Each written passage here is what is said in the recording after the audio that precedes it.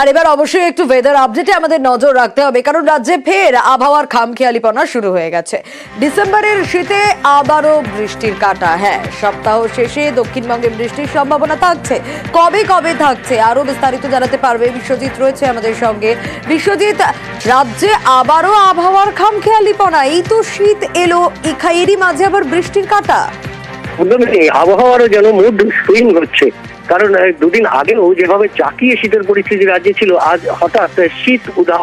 কার্যত শীতের যে জাকিয়ে শীতের পরিস্থিতি, তাতে ধাক্কা বলা যায়।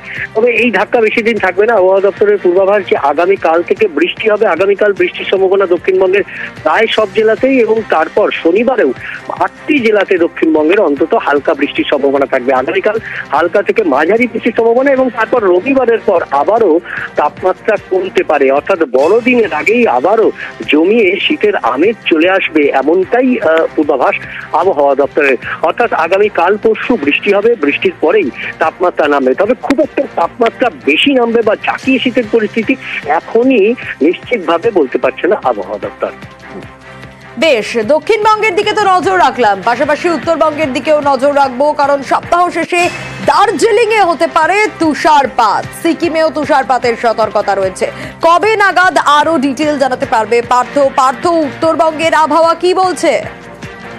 দেখো, তোমাকে জানিয়ে রাখি, সকাল থেকে কিন্তু আজ আকাশ পরিষ্কার রয়েছে গোটা উত্তরবঙ্গ জুড়ে, এবং যদি হালকা মেঘ রয়েছে কালিম্পং এর দিকে, কিন্তু দার্জিলিং এ সেখানে কিন্তু ঝাড় চকচকে আকাশ এবং কাঞ্চনজঙ্ঘার পুরো সৌন্দর্য ধরা পড়ছে পাহাড় থেকে, এমনকি সমতলে সিঁড়ি ধরা পড়ছে। এবং আবহাওয়া অফিসের যেটা পূর্বাভাস, যে চলতি সপ্তাহে শেষে অর্থাৎ শুক্রবার শনিবার কিন্তু বরফ পড়ার সম্ভাবনা রয়েছে দার্জিলিং এর উঁচু পর্বতমালা অর্থাৎ সান্দাকফু ফালুতে।